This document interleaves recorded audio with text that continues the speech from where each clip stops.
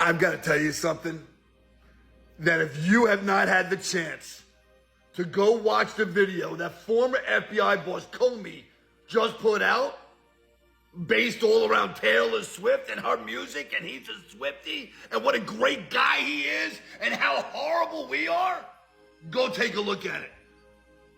But let me give you some of the highlights of some of the shit that he was spewing out of his mouth. He starts the video off by saying that Donald Trump is humiliating America by standing on the world stage with Vladimir. By the way, if you haven't checked out the information, pretty much every president of NATO is going to be over the White House to discuss how we're all going to figure out how to end the war together. That started under the Joe Biden-Kamala Harris administration. And then he goes on to start talking about bullies, that Donald Trump's a bully, and he's picking on me, and I'm the good guy, and Donald Trump's the bad guy. But this is the same guy, like a couple of months back, if in case you have short-term memory loss, that he was drawing like numbers in the sand, suggesting that someone should possibly or allegedly take the life of our president. The same guy who was responsible and the lead in opening up the investigation on Hillary Clinton, knowing what she has done because he had all the information, just to close the investigation a couple of weeks later. Not to mention that the Department of Justice has found that he possibly allegedly was sharing classified information on the president also of Donald J. Trump. Hey everybody, welcome back to my Substack. Yes, I don't know if this is an AI video or what exactly, but it is real.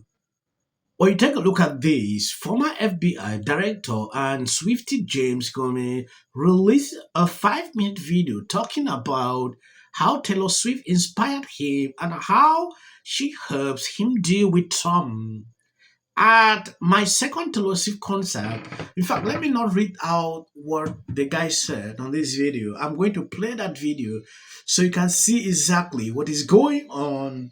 It is crazy. Like, seeing a grown-up man like this putting out this kind of videos. When I saw this video, I was thinking maybe it's an AI-generated video, but at the end of the day, it is real. What? Then when you look around on social media, you realize Swifties are ranting about Trump. Oh, Trump is angry. Trump is the president of the United States. For crying out loud. So I don't understand why they will get up putting out videos. Oh, Trump is crying because Taylor Swift is taking away attention from him. This, that. For long, we have seen how Trump always put out just a single tweet. And everywhere will blow up about Taylor Swift.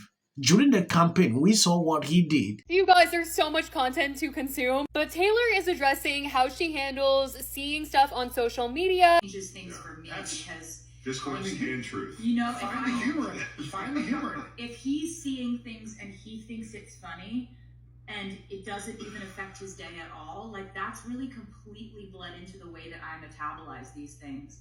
It's at a point where like something can be about me, like my name can be in the actual headline and it can still be none of my business. Hey everybody, welcome back to my Substack. Last week's cold turns out to have been quite a flashback. And Donald Trump is still president and still humiliating America on a national stage, standing next to Vladimir. Like a dream, a bad dream you can't wake up from. But I don't want to talk about that bad dream this week. I want to talk about a truly inspirational public figure named Taylor Swift. Of course, I watched her podcast interview with the Kelce brothers. Of course, I watched the whole thing, although on YouTube, Patrice and I got kicked off for the last 15 minutes and finished it on her phone. But I watched it. You see, Taylor Swift and I go way back. I went to my first concert of hers 15 years ago. I've been to a second, and I have... Yes, someone replied to this video. Before we proceed, watching the video, my body is only shaking to reply this man. One person wrote, absolutely bizarre for a grown man to make a 5-minute video talking about how much he adores and fangirls over Taylor Swift. Absolutely effing creepy and weird. Just imagine someone like this putting out this kind of videos. Like Taylor Swift is the person that helped him to fight against Trump. Oh, I suspect that's something that millions of Americans have also experienced in their families. I think that's because Taylor Swift produces great art, but also because she models something. At every stage of her career, she's shown a certain way of being that resonated with my kids and also felt right to me as a parent. And she's still doing that as a grown-up. Like a lot of you, I struggle with how to stand up to bullies without letting their meanness infect me and change me. You may have seen that the governor of California has been generating a lot of attention lately by posting on social media in a satirical way where he mocks Donald Trump and his all-caps megalomania and his absurdity. And I find it very funny, hilarious even sometimes. But I gotta be honest, it also leaves me with a strange feeling at times because I don't want us to become like Trump and his followers. There are far more decent, honest, kind people in America than there are mean jerks. And don't get me wrong, we have our jerks, millions of them, you may have noticed. In particular, there's a stunning coarseness and ugliness in the Republican Party today. It's upsetting, but it's also a minority of America. On the whole, we aren't like that, and we don't like that. I think that's a big part of the reason so few Americans support Donald Trump when they have to see him and that up close, and why Republicans are so worried about what's coming for them next year. And to be clear, I am not an advocate for weakness.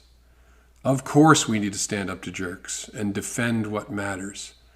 But I think we have to try to do that without becoming like them, which is what makes me think about Taylor Swift. She's made clear that she sees Donald Trump for what he is. And last year she urged Americans not to make the serious mistake of electing him. Of course, we're now living with the consequences of that mistake. But while our elderly makeup-covered president is posting about whether Taylor Swift is still hot and declaring that he can't stand her, what's she doing? Living her best life, producing great music and, as she urged all of us to do during the podcast, not giving the jerks power over her mind. She said something about dealing with internet trolls that stuck with me. Think of your energy as if it's expensive, she said, as if it's like a luxury item. Not everyone can afford it. I really enjoy reading Arthur Brooks, who writes columns about happiness in The Atlantic. I don't know if he's a Swiftie, but last week he wrote about research on the way that being rude or snarky actually hurts the rude person.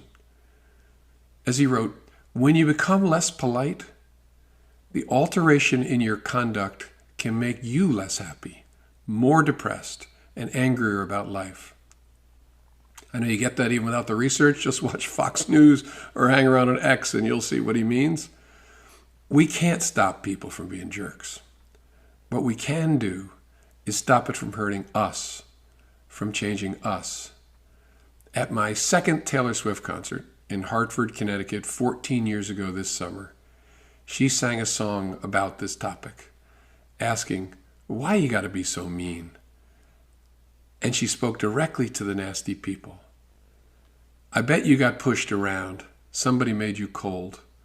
But the cycle ends right now, because you can't lead me down that road. You'll be glad I didn't sing that. That's right, because down that road is unhappiness. Nobody should have that power over us. Thank you, Taylor Swift. Keep the faith. yes, I actually expected something more, not this, from this man.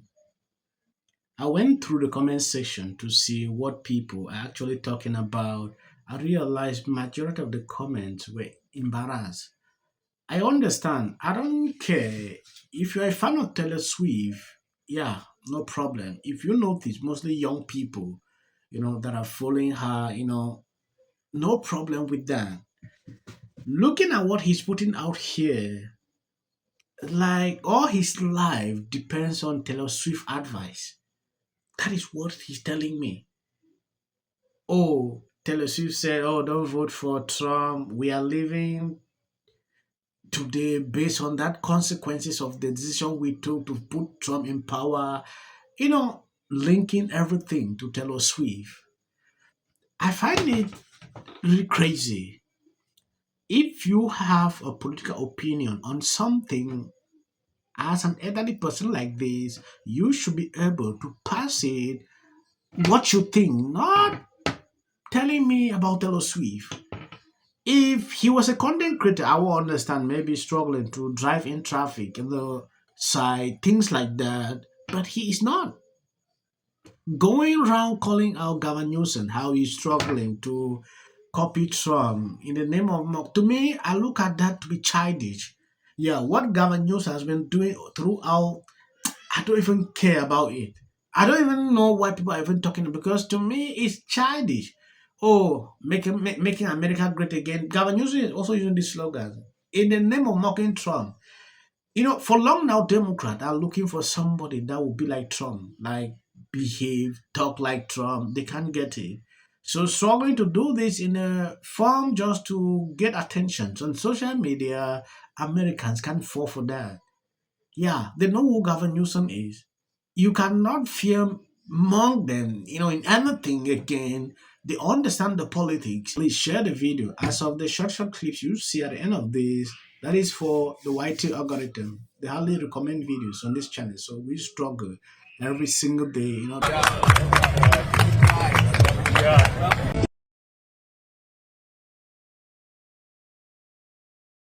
People line up for my advice, and you're walking away like I'm stupid. It's like, why don't we choose more carefully who we're going to lionize? why marriage, infertility, trying to have kids makes things difficult. It's like, She's seriously depressed about how hard it is to live in the White House. Post this morning alleging that since I said will prevail. It also shouldn't be racial. Require Carmelo to run. He had 100. Has been overwhelming. The lies in their amplification. This is not going to end. Right is right and wrong is wrong. All good. If you see any clips after this, that is just for the YouTube algorithm. What if he says self-defense? There's no self-defense. Because kids in here and resolve this issue is called conflict resolution. Again, the evidence is still coming in. This is definitely a self-defense case because it always is one until you. Because she's fearful of what might happen to her. Followers for anything. And then Registration Act is talking about Term, and you will be very. Once again, the field was littered with Winter does. And black people don't want to live around.